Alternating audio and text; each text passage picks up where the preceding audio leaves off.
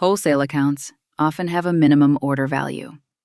Without a check, below minimum orders slip through and erode your margins. Ask Sidekick to catch wholesale orders under $500 before fulfillment. Sidekick drafts a flow that tags the order below minimum and alerts your wholesale team. Open the draft in Shopify Flow and walk through each step.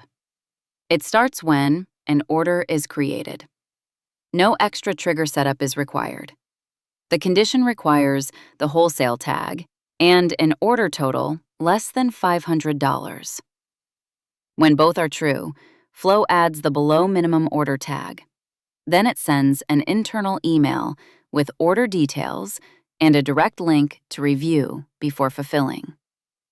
Replace the placeholder staff address if needed, then turn the workflow on.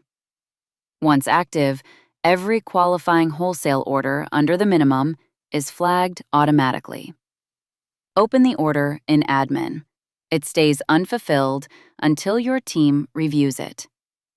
The below minimum tag appears, the internal alert is logged, and fulfillment waits for your call.